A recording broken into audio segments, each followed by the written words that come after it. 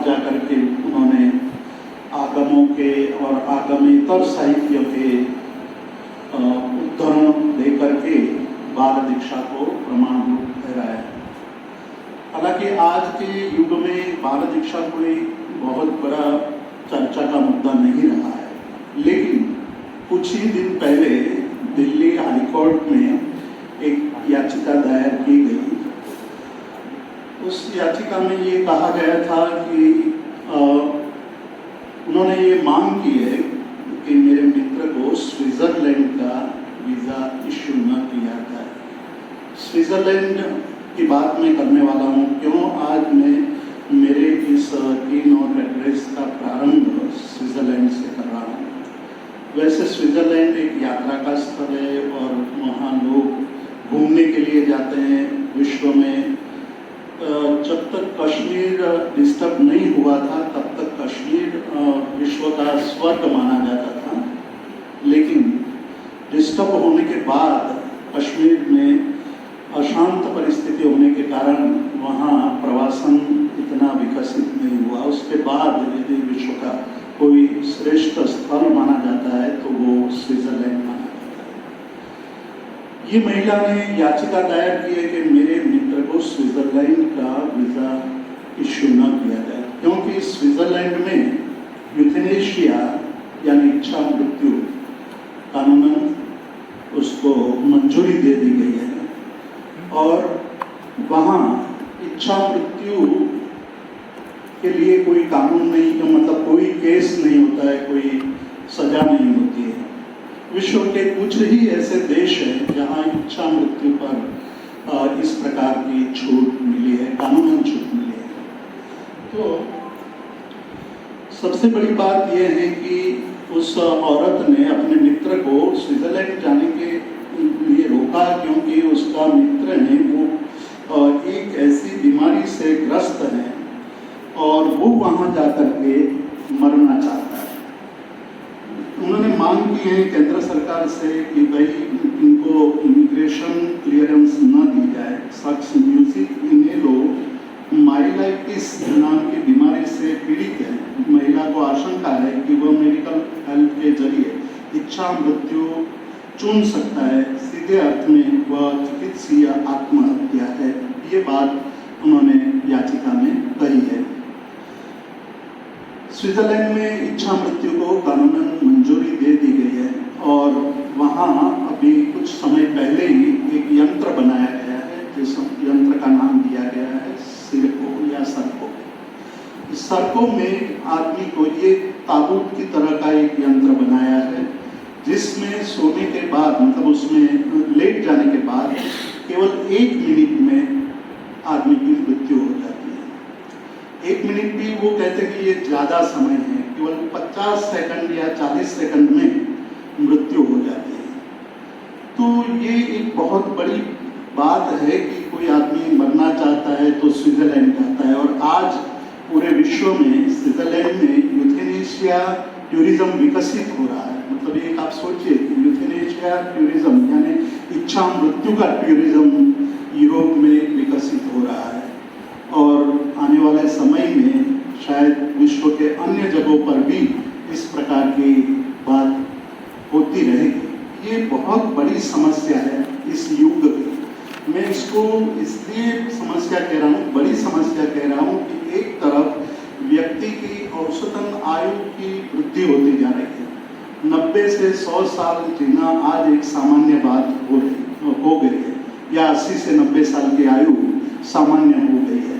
कुछ वर्षों पहले भारत में 50-60 साल के होने पर ये माना जाता था कि अब वृद्ध हो गए, कभी भी चल बसेंगे। रोग इतने थे और मृत्यु बहुत अल्प आयु में हो जाती थी। लेकिन आज आयु, औसतन आयु बढ़ गई है।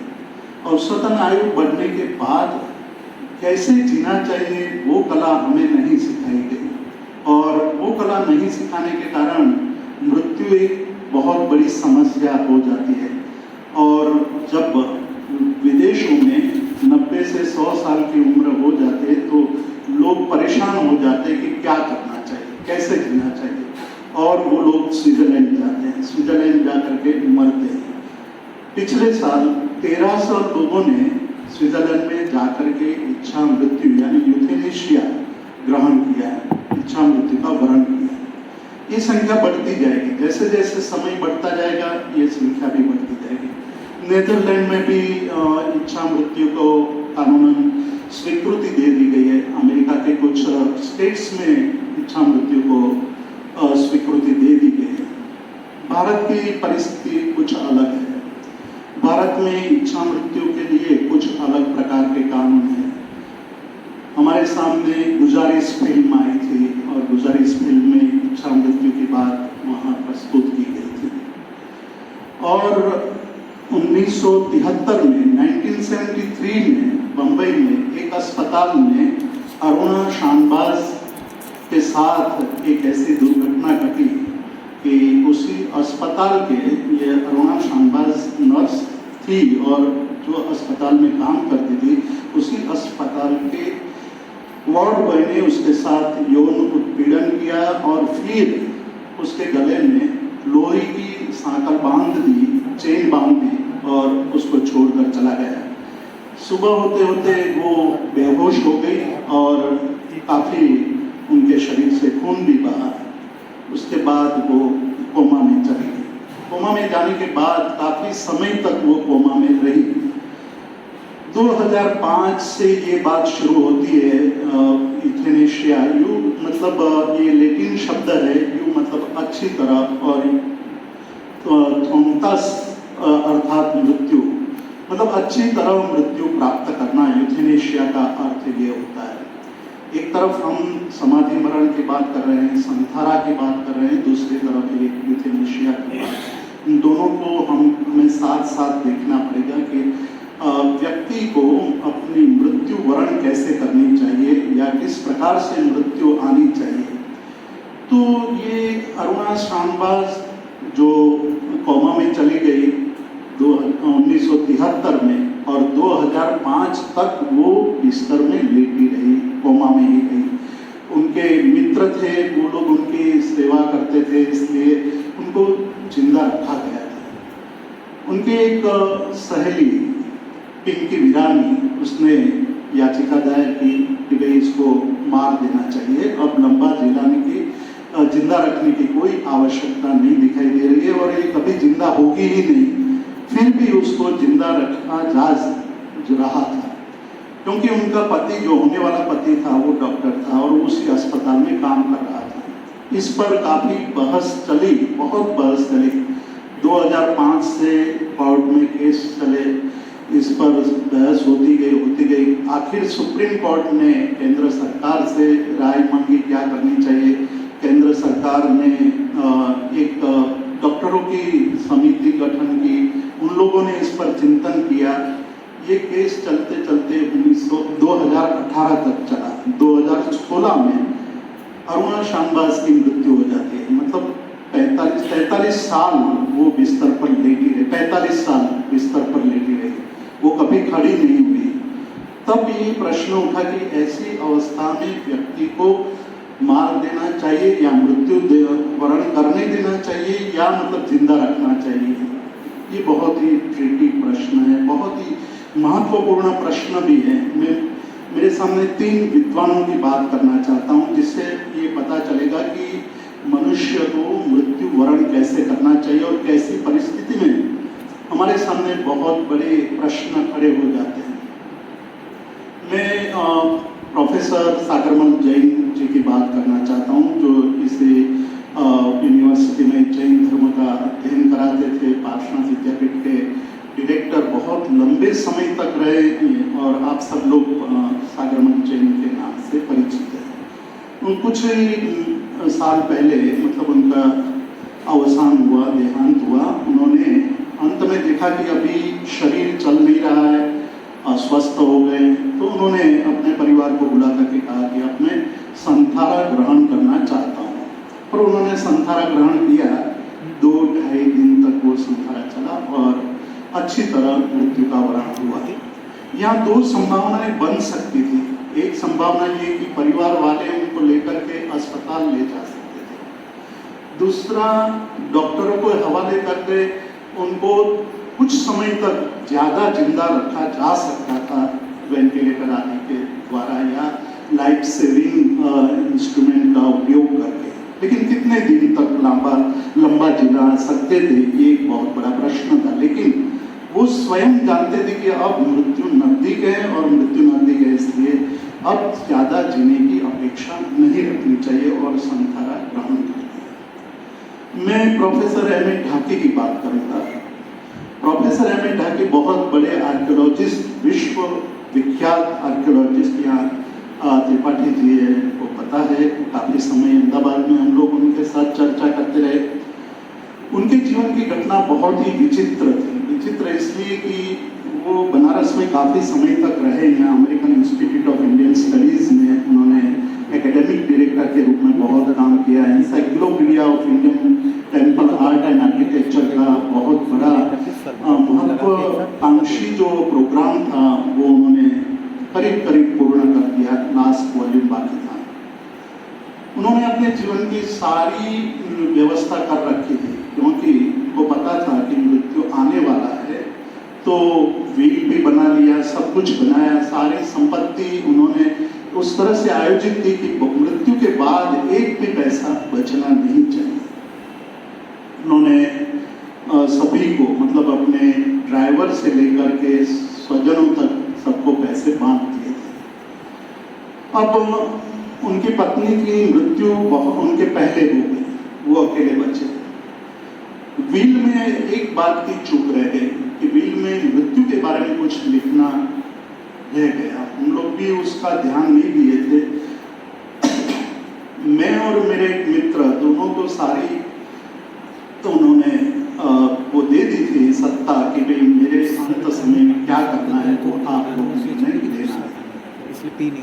अब अंतिम दिनों में एक घटना ऐसी घटी कि वो गिर जाते हैं, कोमा में चले जाते हैं। डॉक्टर उनके मित्र हैं, डॉक्टर के पास जाकर हम ले जाते हैं, उसकी दवाई वगैरह चलता है, दवाई वगैरह चलती है। डॉक्टर ने एक दिन मुझे और मेरे मित्र को बुलाया और उन्होंने कहा कि अब कोई संभावना नहीं है, विल में कुछ भी नहीं लिखा है मृत्यु के बारे में, परिवार में कोई नहीं है क्योंकि उनके संतान तो थे ही नहीं, पत्नी थी वो मर चुकी थी पहले, और कोई परिवारजन उनके साथ मतलब ऐसा व्यवहार भी नहीं था कि वो अंत समय में भी उनके पास नहीं थे। हम ही लोग दो, मैं और मेरे मित्र थे। डॉक्टर ने हमें बुलाया कि भाई अब जिंदा रखने की कोई तुक नहीं है, कोई दिखाई नहीं देता है, कोई संभावना नहीं है, तो क्या किया जाए। उन्होंने कहा कि आप ही हमें सलाह दीजिए क्या करना चाहिए। उन्होंने कहा कि भाई इंजेक्शन दे करके जीवन समाप्त करवा देते हैं। उन्होंने कहा कि ये बहुत बड़ी बात है, हम लोग ऐसा निर्णय कैसे ले सकते हैं।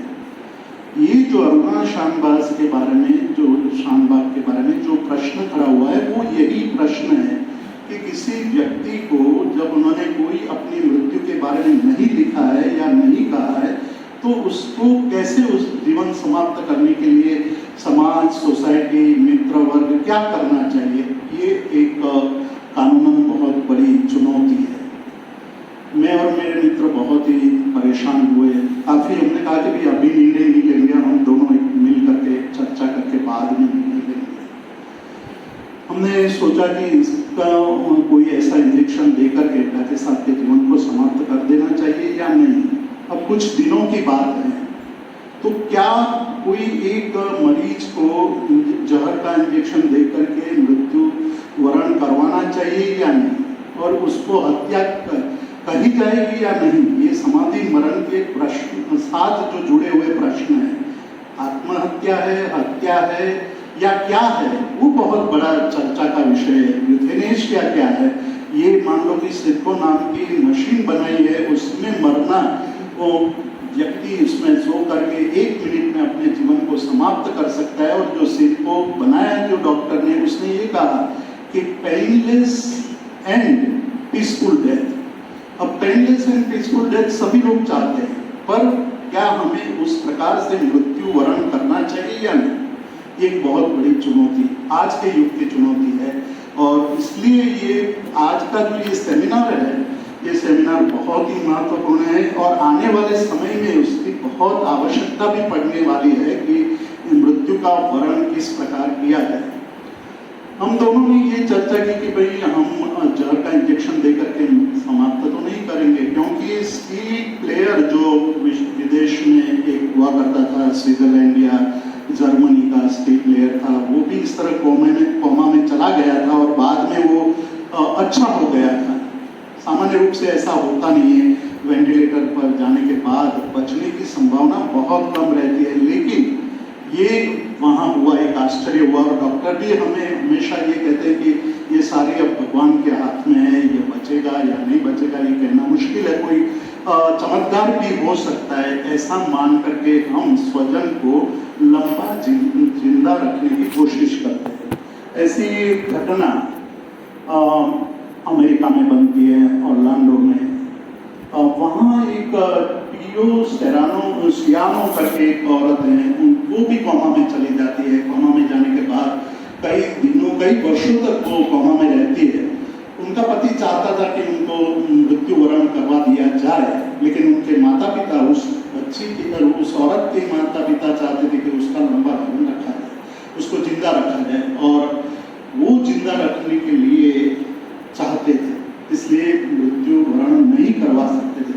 लेकिन बाद में अमेरिका में भी इस पर बहस चली और अमेरिका में ये हो गया कि भाई ये मृत्यु वरण करवा सकते हैं, और उसके पति ने डॉक्टर को कह करके उसका मृत्यु वरण करवाया।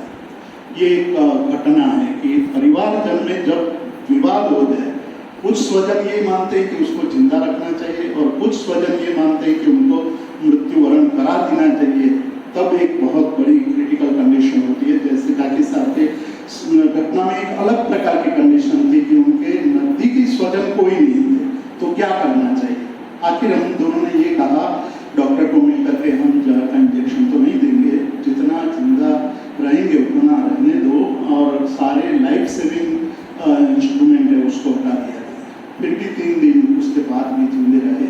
लेकिन ये एक अलग घटना है। और एक तीसरी घटना बहुत ही महत्वपूर्ण घटना है, वो भी मैं आपके सामने रखना चाहता हूँ, जिससे ये संसारा, समाधि मरण, इच्छा मरण, हत्या, आत्महत्या या बलिदान, इन सारे प्रश्नों का कुछ हम हल ढूंढ सकते हैं। मेरे एक स्टूडेंट बहुत बड़ी उम्र के थे, वो ऑरलैंडो में थे, और उनके जीवन में उनकी पत्नी अमेरिकन थी और चर्च में मिनिस्टर भी थी। ये चाहते थे कि मेरे जीवन में मुझे 32 आगम मूलतः पढ़ना है, और मैं कई सालों तक अमेरिका गया और उनको पूरे 32 आगम पढ़ाए। अंत में जाकर जब हम समाधि मरण समाधि और संसारक प्रेरणा वगैरह प्रकीर्णक जब पढ़ रहे थे, तब उन्होंने कहा कि मुझे भी समाधि मरण करना है, और इसके लिए उन्होंने एक विल बनाया, बहुत ही अच्छा विल बनाया था। हम दोनों ने बैठ कर साथ में लिविंग विल बना दिया। लिविंग विल बना करके उन्होंने अपनी पत्नी को, डॉक्टर को, उनके मित्रों को और ऑरलैंडो जैन सेंटर के प्रेसिडेंट को, सबको वो विल दिया था। लेकिन जब वो बेहोश होकर के अस्पताल में जाते हैं, तो अस्पताल में ये उनकी पत्नी है, वो विल छुपा देती है, किसी को देती नहीं है। और जिसने भी बताया उन्होंने कहा कि ये विल गलत है, ये बनावटी है। डॉक्टर के सामने बड़ी समस्या थी कि उनको क्या किया जाए। वो चाहते थे कि मुझे समाधि मरण मिलना चाहिए और घर जाना है, घर जाकर के सब कुछ त्याग करके मुझे मृत्यु वरण करना है। लेकिन पत्नी हमेशा लास्ट मोमेंट तक ये मन में भावना रखती रही कि प्रार्थना से कोई चमत्कार होगा, ये मरेंगे ही नहीं और घर पर आएंगे ही आएंगे। तो उन्होंने मरने नहीं दिया, जिंदा रहने नहीं दिया। अंत में जाकर के उनकी मृत्यु हो गई। उनकी इच्छा थी, फिर भी नहीं इच्छा के अनुसार मृत्यु हुई। तो ये और समस्या है। जैन धर्म ने जब शास्त्रों की रचना की और आराधना की शुरुआत करते हैं, तो पहला शब्द आता है इच्छा कारण संधि सहगम क्रियागम परिक्रमामी। इच्छा शब्द से प्रारंभ होता है। जो धर्म की सबसे पहली प्रक्रिया है वो इंद्रिया वयम की प्रक्रिया है, और इंद्रिया वयम छोटी सी क्रिया है, 2-3 मिनट की प्रक्रिया है, 2-3 मिनट ये प्रक्रिया करनी पड़ती है, करते हैं। प्रारंभ हर एक धार्मिक विधि का प्रारंभ इर्यावयम से होता है और इर्यावयम की ये पहला शब्द है इच्छा कारेण संधि सह भगवन। इस पर समदर्शी आचार्य हरिभद्र सूरि ने योग दृष्टि समुच्चय में बहुत लंबा विवेचन किया। उन्होंने कहा कि जैन धर्म का प्रारंभ इच्छा योग से होता है। जो कुछ भी विधि करनी है, जो कुछ आराधना करनी है, जो कुछ भी कार्य करना है, वो अपनी इच्छा से करना है। इच्छा कारण तो उन्होंने सबसे पहला योग बताया इच्छा योग। दूसरा इच्छा योग के बाद आगे बढ़ने के लिए उन्होंने शास्त्र योग बताया। शास्त्र योग का मतलब है कि आप जब इच्छा अपनी वृद्धिंगत होती जाती है, बढ़ती जाती है, तो आपको फिर बाद में शास्त्रों का अध्ययन करके अपनी इच्छा को संशोधित करते करते उसमें आगे बढ़ना चाहिए। दूसरा शास्त्र योग कहा। तीसरा योग उन्होंने सामर्थ्य योग कहा कि जब आपको ये लगे कि मैं अपनी इच्छाओं का भी अतिक्रमण करके बहुत आगे धर्म आराधना कर सकता हूँ, तो वो सामर्थ्य योग उन्होंने कहा। इच्छा योग से प्रारंभ हुआ, सामर्थ्य योग में समाप्त हुआ। इच्छा कारेण संधि सह भगवन इर्यावयम परिक्रमा से प्रारंभ होता है कोई भी धर्म क्रिया का। और उस छोटी सी क्रिया में अन्नत सूत्र का अंतिम जो गाथा है, उस अंतिम गाथा में ये कहा गया कि ताव कायम ठाणेनम मौणेनम छाणेनम अप्पाणम गोसिराम। कहते हैं कि ताव कायम, तब तक मैं जब तक संकल्प करके मैं बैठा हूं तब तक, कायम अप्पाणम कायम गोसिरामी, मेरी काया का त्याग कर देता हूं। यहीं से शुरुआत होती है जैन धर्म के संधारा की जो विधि है। जब तक हम पूर्ण रूप से नहीं जानेंगे तो अनेक प्रश्न हमेशा प्रश्न चिन्ह के रूप में ही रहेंगे। जैन धर्म के विधि विधानों को गंभीरता से हमें सोचना पड़ेगा, उसका अध्ययन करना पड़ेगा, तब हम उसके मूल तक जा सकते हैं। तो वहां कहा कि अप्पाणम कायम वो सिरामी, अप्पाणम मेरी, कायम काया को, वो सिरामी मतलब मैं सृजामी, मैं उसको छोड़ देता हूँ, त्याग करता हूँ। दूसरे त्याग करने की बात आती है, वो है अप्पाणम कायम ठाणेनम मौणेनम, एक स्थान पर खड़े रह करके काया का त्याग करता हूँ, वाणी का त्याग करता हूँ और मौनिनम अपने मन को किसी उच्च आदर्श में या उच्च आलम्बन में स्थिर करके एकाग्र कर देता हूँ। तो ये थोड़े समय के लिए, 2 मिनट के लिए, 3 मिनट के लिए, और धीरे धीरे वो कार्य बढ़ता जाता है जिसको दीर्घकायोत्सर्ग कहते हैं। तो ये दीर्घकायोत्सर्ग में समय लंबा होता जाता है, धीरे धीरे धीरे साधक लंबे समय तक वो छोड़ता है। तो जैन धर्म ये कहता है कि व्यक्ति को सबसे ज्यादा राग होता है तो किसी व्यक्ति के प्रति नहीं होता है, किसी विचारों के प्रति भी नहीं है, वाणी के प्रति भी नहीं है, उससे भी अधिक राग व्यक्ति को अपने शरीर के प्रति है। जब शरीर की बात आती है तो व्यक्ति बाकी सब कुछ छोड़ देता है। काया की चिंता सबसे आगे आती है, प्रमुख चिंता काया की है। उस प्रमुख चिंता काया की होने के कारण व्यक्ति अंत समय में भी लंबा जीने की इच्छा रखता है। तो एक जयंती आचार्य, बहुत बड़े आचार्य हो गए, अभी कुछ साल पहले ही उनका अवसान हुआ, मतलब काल धर्म हुआ। तो उन्होंने ये कहा था कि व्यक्ति में यदि 2% भी जिजीविषा है तो समाज, परिवार, स्वजन उसको 98% बढ़ा देता है। मतलब परिवार ये चाहता है कि अभी थोड़ा और जी ले, थोड़ा और जी ले। तो साधुओं के सामने भी ये समस्या होती है कि यदि जीने की चाहना रह गई थोड़ी भी तो अस्पताल में ले जाते हैं, डॉक्टर को शरण कर देते हैं, डॉक्टर फिर उसको जिंदा रखने के लिए जात के उपाय करते हैं। तो ये सारी समस्या जीने की इच्छा, जीवित आशंसा, जीने रहने की इच्छा वो प्रबल बनती जाती है और हर क्षण ये होता है कि थोड़ा लंबा है, थोड़ा। उसको जीतने के लिए एक सबसे छोटी क्रिया बताई जिसका नाम है कायोत्सर्ग। काया का उत्सर्ग कर देना, काया को त्याग कर देना। मतलब प्रतिदिन साधक को ये क्रिया करनी होती है जिसमें व्यक्ति अपनी काया का त्याग करके अपने ध्यान में छोटे छोटे प्रयोग है, छोटे छोटे अवस्था है, उसमें अपनी आराध्य के या अपने कोई इष्ट देव के स्मरण में लीन होता है। तो जैसे जैसे ये लीनता बढ़ती जाती है, काया के प्रति जो अनुराग है, तो अपानम कायम वो सिराम, ये अद्भुत योग की क्रिया भी है। योग में मतलब पतंजलि योग केवल शवासन की बात करता है कि शव की तरफ पड़े रहो, लेकिन उसके बाद उसमें क्या होना चाहिए उसकी चर्चा नहीं करते हैं पतंजलि या योग शास्त्र या योग के उपनिषद भी उसके आगे कुछ नहीं कहते हैं। लेकिन जैन धर्म ये कहता है कि शरीर के रहते हुए शरीर के रहित जीवन जीना, ये अभ्यास जिसने कर लिया है उसके लिए समाधि मरण आसान हो सकता है, उसके लिए समाधि मरण की चिंता नहीं रहती है।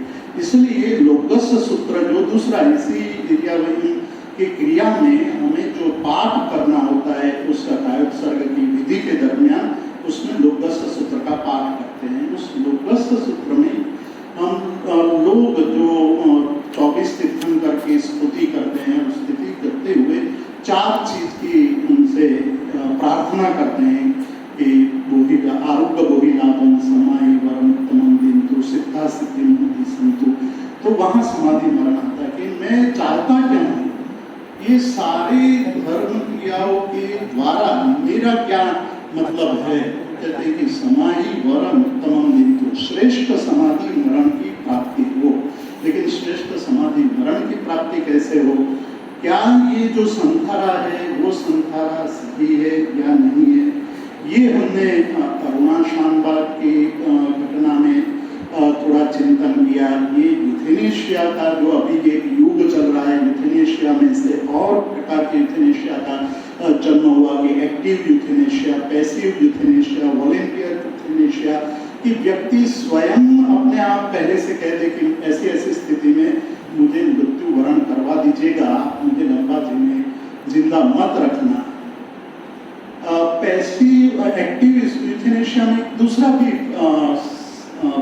प्रसंग आता है कि डॉक्टर स्वयं जहर का इंजेक्शन देकर के उसको मृत्यु वरण करवाते हैं। पैसिव यूथेनेशिया को 2018 में कानूनन मंजूरी दे दी गई। सुप्रीम कोर्ट ने कह दिया कि पैसिव यूथेनेशिया भारत में कानूनन स्वीकृत है। मतलब कि पैसिव यूथेनेशिया का जब व्यक्ति स्वयं कोमा में चला गया है, उसको कोई भी अब जिंदा रहने की संभावना नहीं है, केवल लाइफ सपोर्टिंग इंस्ट्रूमेंट के द्वारा उनको जिंदा रखा जा रहा है, तो उनके लाइफ सपोर्टिंग इंस्ट्रूमेंट निकाल सकते हैं और उस समय उसको हत्या का दोष नहीं लगेगा। लेकिन फिर भी दार्शनिक दृष्टि से, धार्मिक दृष्टि से, सैद्धांतिक दृष्टि से ये प्रश्न तो रहेगा ही रहेगा कि क्या हम ये सही कर रहे हैं कि नहीं कर रहे।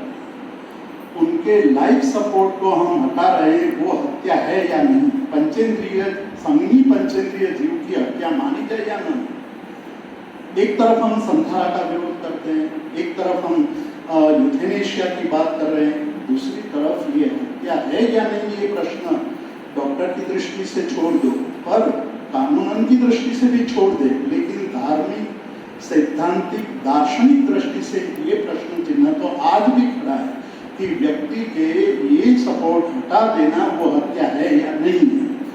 उसको समझना होगा हमें कि व्यक्ति स्वयं यदि अपने मृत्यु के पहले ये लिख करके दे देता है कि मुझे मार देना चाहिए, मुझे मतलब लाइफ सपोर्ट में नहीं रखना चाहिए, मेरा मृत्यु वरण करवा दीजिएगा, तब तो बात सही है।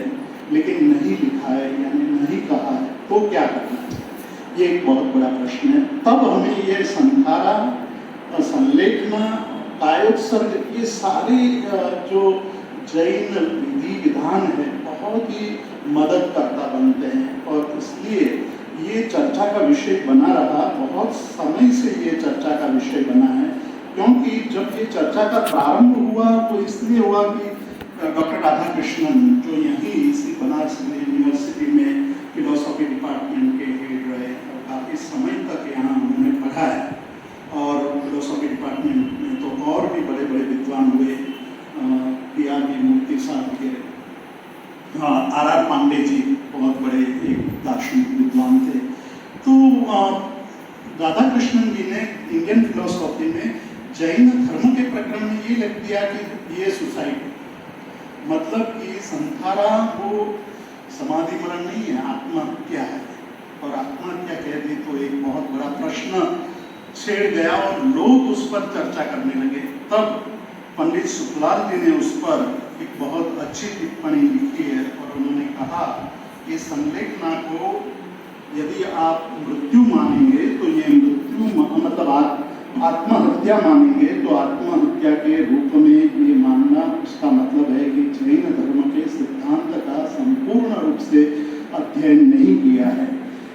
इसमें आत्मघात के रूप में ऐसे संथारा का वर्णन करते हैं तो मर्म तक नहीं सोचते हैं। मतलब आप संथारा को आत्महत्या कहने वाले संथारा के मर्म को नहीं समझते और परंतु किसी उच्च उद्देश्य के लिए, मतलब जो संथारा ग्रहण करता है वो किसी उच्च उद्देश्य को लेकर राग और द्वेष के बिना संपूर्ण मैत्री भाव पूर्वक निर्भय और प्रसन्न हृदय से, ये पंडित सुखलाल जी लिख रहे हैं डॉक्टर सर्वपल्ली राधाकृष्णन के लेखन के ऊपर टिप्पणी करते हुए लिखते हैं कि ये जो संथारा है वो किसी उच्च उद्देश्य के लिए राग और द्वेष किए बिना संपूर्ण मैत्री भाव पूर्वक निर्भय और प्रसन्न हृदय से प्राणांत का अनुसरण करेंगे तो उस मरण को सराहेंगे। उन्होंने एक और दृष्टांत दिया इसके लिए कि कोई आदमी कोई बड़े उच्च आदर्श के लिए अपना जीवन वो मतलब छोड़ देता है तो हम उसको आत्महत्या नहीं कहेंगे। गांधी जी ने कई बार कहा है कि भाई हम देश की स्वतंत्रता के लिए मर भी जाएंगे तो भी हमें कोई चिंता नहीं है। तो कोई उस उच्च आदर्श के लिए मृत्यु वरण करना वो आत्महत्या नहीं है, ये बात उन्होंने कही। लेकिन संलेखना की अंतिम टिप्पण करते हुए पंडित सुखलाल जी ने लिखा कि संलेखना मरण को आमंत्रित करने की विधि नहीं है। कई लोगों ने ये कहा कि ये संलेखना तो मृत्यु को आमंत्रण देते हैं, लेकिन वो कहते हैं कि अपने आप आने वाली मृत्यु, मतलब मृत्यु निश्चित है, वो अपने आप आने वाली मृत्यु के लिए निर्भय होकर मात्र तैयारी करना यही संलेखना है, यही संथारा है। तो इस बात पर हमें गौर करना चाहिए कि ये अनशन क्या है, संथारा क्या है और ये कैसे इसका विधि विधान है संथारे की, वो हमें बहुत अच्छी तरह समझना पड़ेगा। उसके बाद हमें उस पर चिंतन करना चाहिए। हालांकि 2015 में राजस्थान में एक हाई कोर्ट में एक केस हुआ और उस केस को लेकर के बहुत बड़ी चर्चा हुई। या सुषमा जी है, उस केस के बारे में भी उनको पता है। इतनी बड़ी चर्चा हुई पूरे देश में संथारा के विरुद्ध। जो हाई कोर्ट ने जो जजमेंट दिया उस पर एक बहस खड़ी हो गई और बाद में सुप्रीम कोर्ट में गए। अभी सुप्रीम कोर्ट में वो केस पेंडिंग है, मनु सिंघवी वगैरह वकील उसको लड़ रहे हैं और सुप्रीम कोर्ट ने ये जो संथारा पर रोक लगा दी थी उस पर स्टे कर दिया और संथारा को छूट दे दी गई। तो ये एक बहस का मुद्दा बन गया 2015 के बाद।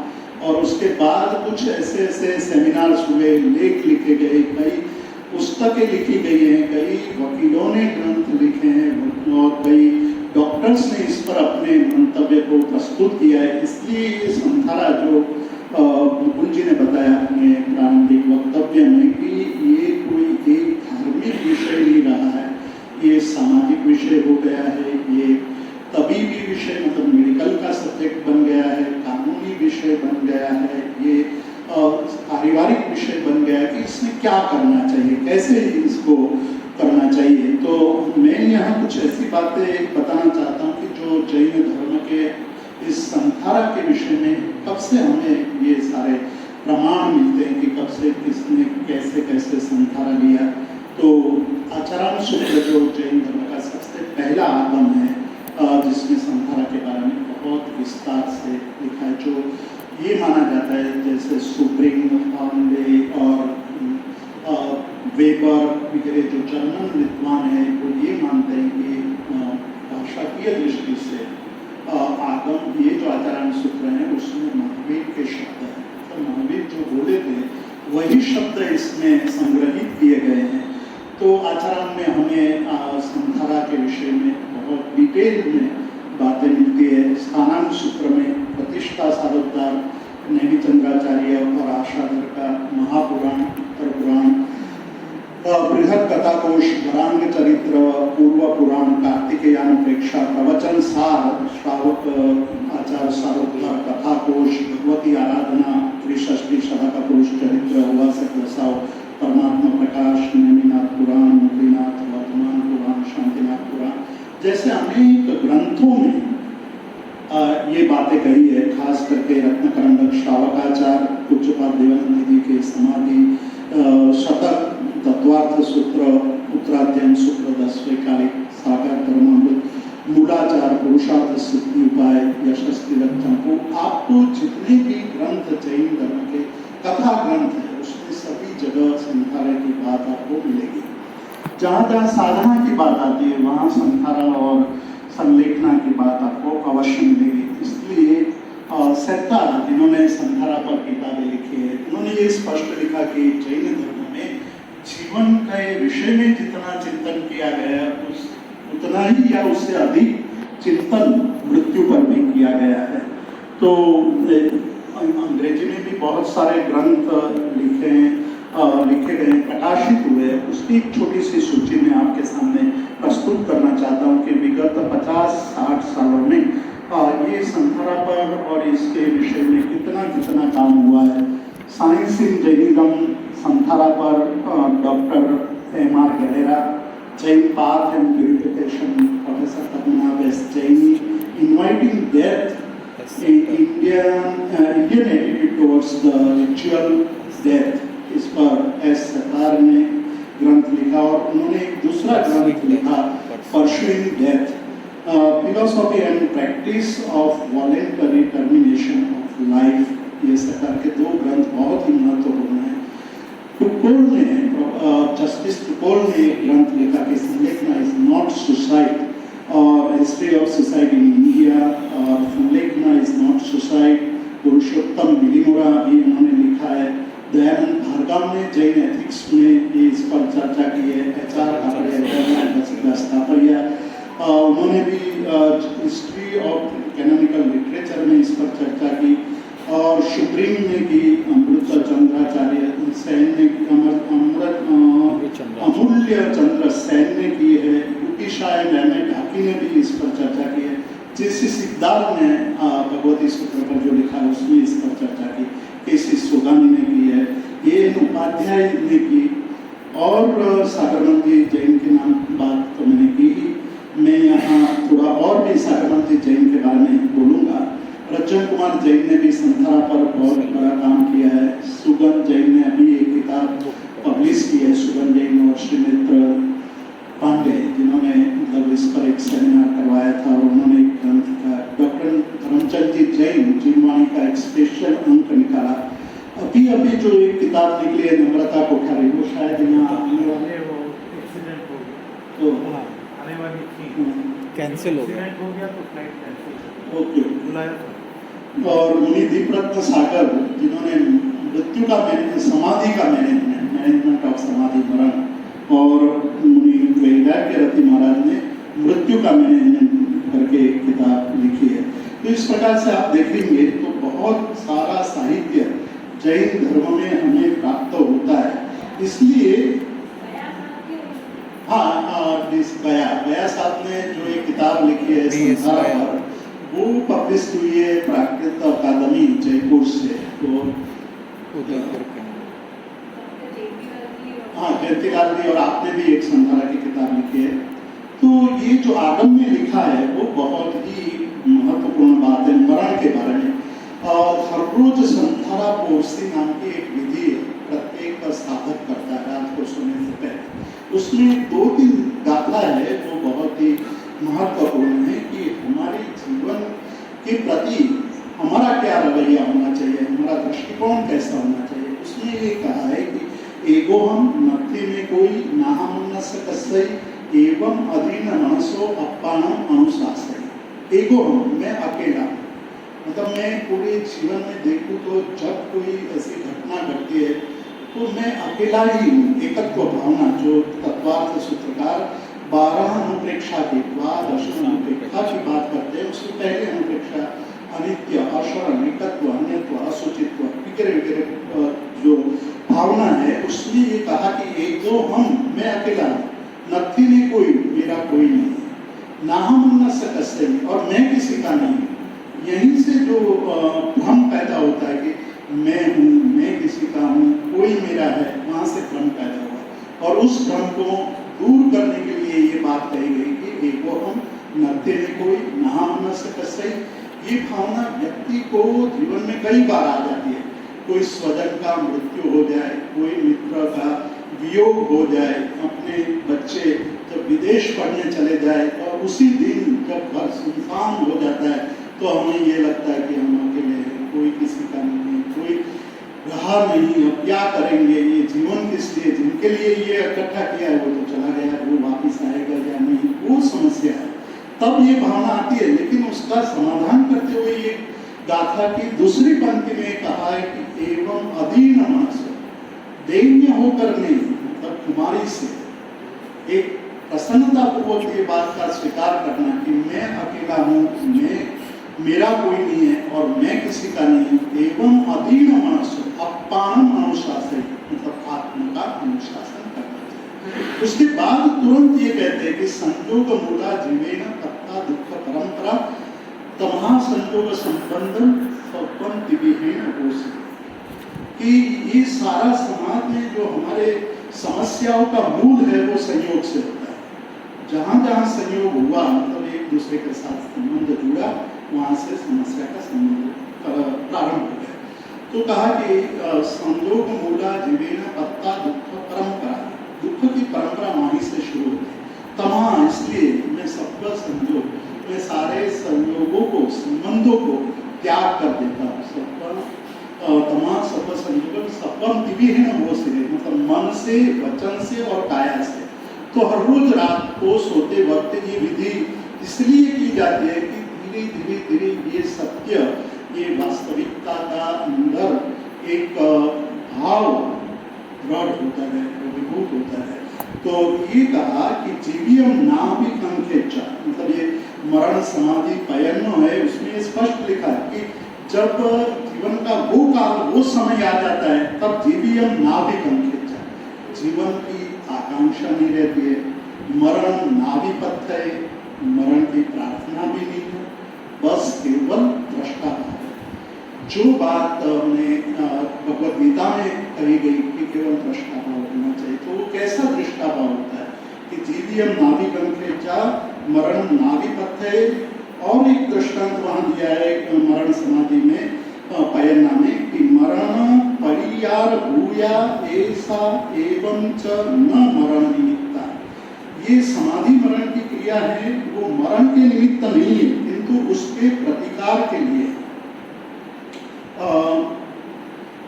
जैसे घोड़े को नस्तर लगाना आत्मविराधना के लिए नहीं है, मतलब शरीर में कोई रोग हो गया, फोड़ा हो गया, उसको हम निकाल देते हैं, तो वो हमारे आत्मविराधना के लिए नहीं, एक अच्छे काम के लिए है।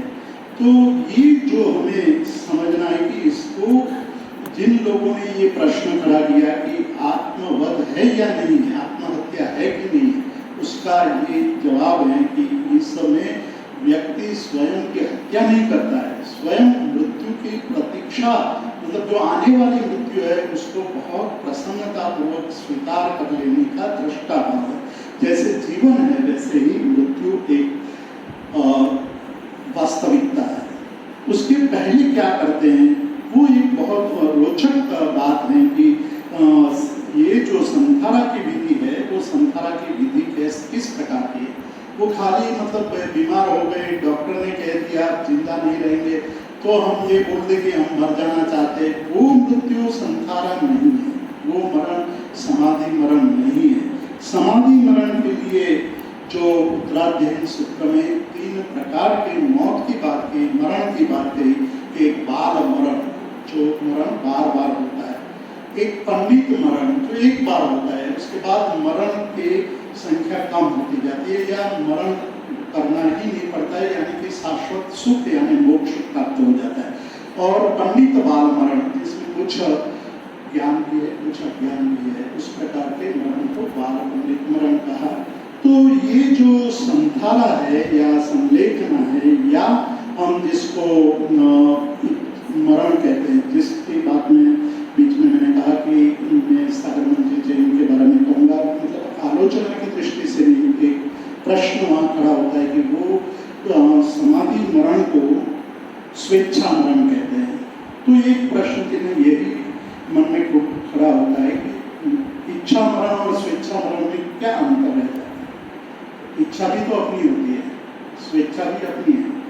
तो समाधि मरण को स्वेच्छा मरण के रूप में मानना या समझना उचित नहीं लग रहा है। उसको समाधि मरण को समाधि मरण के रूप में ही लेना चाहिए, जिससे कोई भ्रम पैदा ना हो।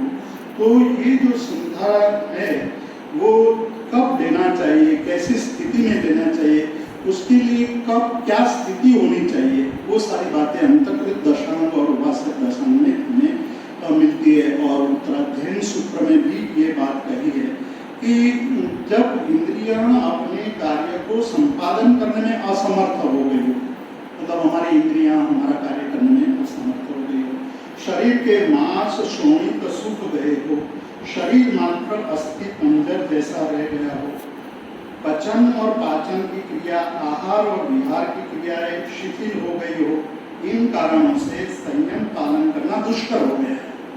ये एक बहुत बड़ी बात कही है। यहाँ लोग गलती कर बैठते हैं, जो कहा है कि संयम का पालन करना, मतलब धर्म का पालन करना भी अब दुष्कर हो गया है।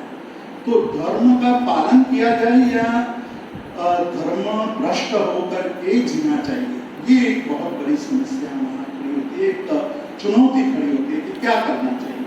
तो धर्म वहाँ कहता है कि धर्म की रक्षा करके जीवन यापन या जीवन का अंत लाना अच्छा है। तो यहाँ ये कहा गया कि संयम पालन करना दुष्कर हो गया हो और साधना भी न हो रही हो, मृत्यु सामने दिखाई दे रही हो, तो हमें संधारा ग्रहण करना चाहिए।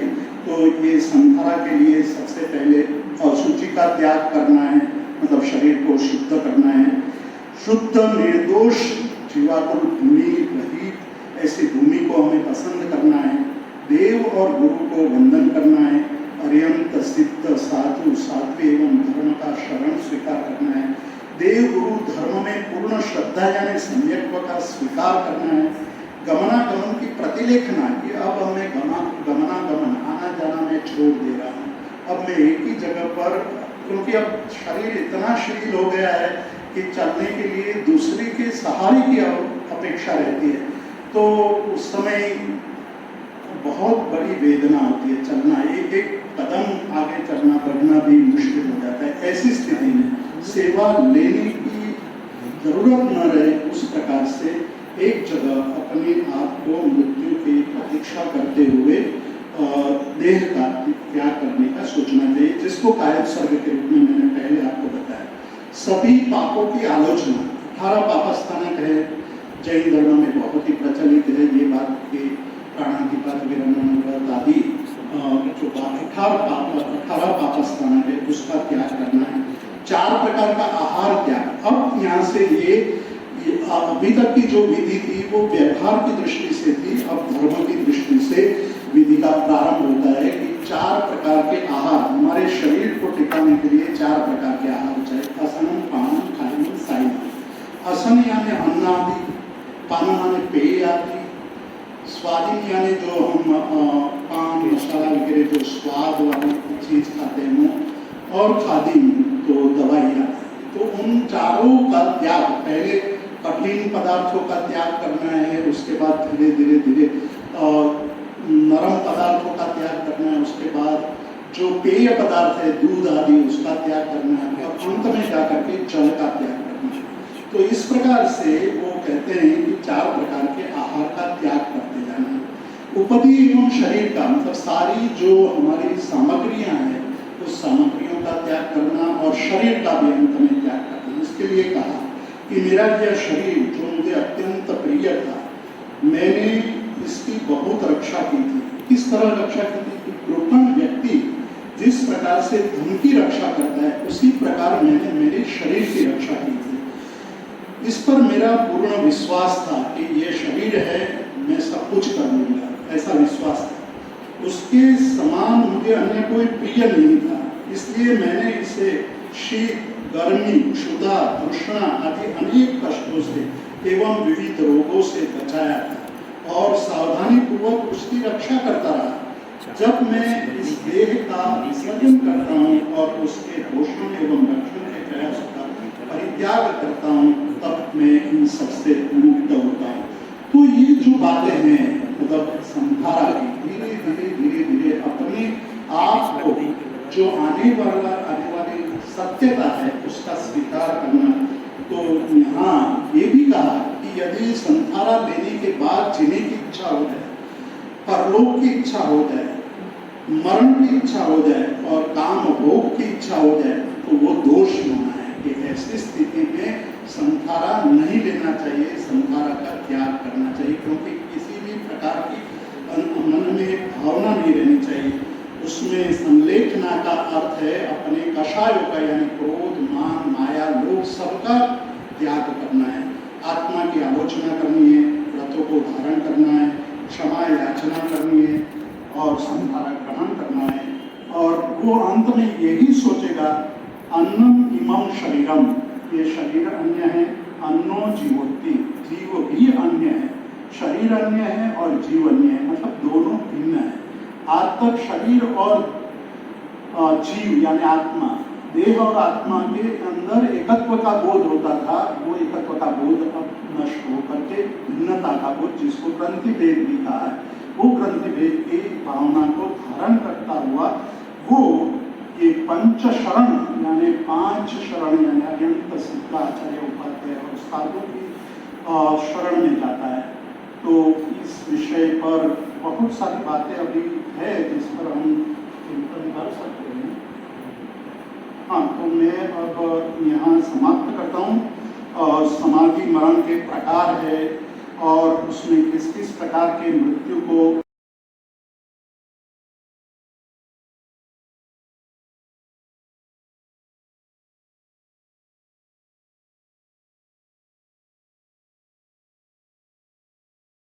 विषय में 2 प्रकार से सोचना होगा कि यूथेनेशिया, समाधि मरण, आत्मघात, बलिदान आदि जो बातें हैं उसमें से सर्वश्रेष्ठ मृत्यु कौन सा है, किस प्रकार से मृत्यु का वर्णन करना चाहिए। मृत्यु के वर्णन के लिए जो समाधि मरण, कायक सर्ग आदि जो बातें की हैं उस पर चिंतन करेंगे तो